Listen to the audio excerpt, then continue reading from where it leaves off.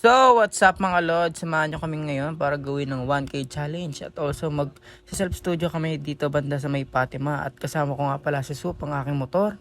At ito na, mag-helmet na ako. Bilis-bilis mo na dyan, Kuya Juan, nang makakaalis na at makakain na tayo. Gutom na ako, Diyos ka pa Lord. Ito nga po, nandito na ako sa bahay ng girlfriend ko kung saan susunduin ko siya. Napakagandang girlfriend ko.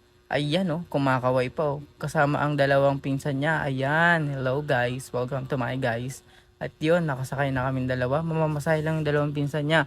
Kami magbumotor at nandito na kami sa may SM Supermarket. Ay, aesthetic, dalawa lang yarn. Yes, yun. What's up madlang people, nandito na kami sa escalator. At yan, ito ang 1K challenge. Sisimulan na namin. Bato, pick. Talo ako, baka ng shit. Tumatawa ka pa dyan. At ito ang napili niyang appetizer. Pot-pots. Ang napili niyang flavor is sour cream. Yan. Ilagay mo na yung sa gitna ng maubos na yan. Ayan. Super delicious. 10 out of 10. At dito, ang next namin ay main dish. At ako ang nanalo.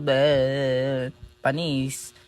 At ang napili ko nga pala para sa aming main dish ay mang inasal. Ayan pumipis pa halatang gutom na yan. Tignan mo naman, gusto ng only rice. At syempre bago kumain magdadasal muna sabay tape. Kain na tayo. At syempre di mawawala ang rate.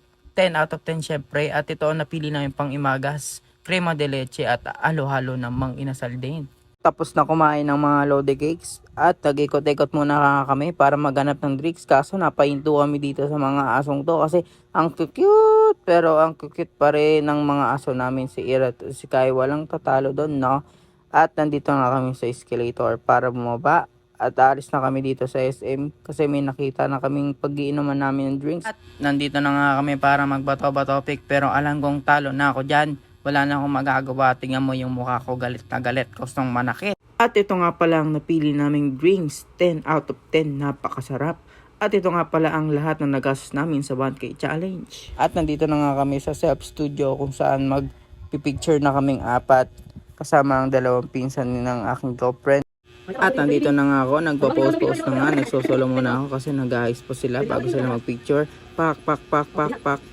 At tapos na nga mag-picture mga lodi cakes. At kung gusto niya rin mag-picture dito sa studio nila, bisitahin nyo lang Daydream Studio. Dito lang yan malapit sa Valenzuela, Fatima. At meron din silang Facebook page.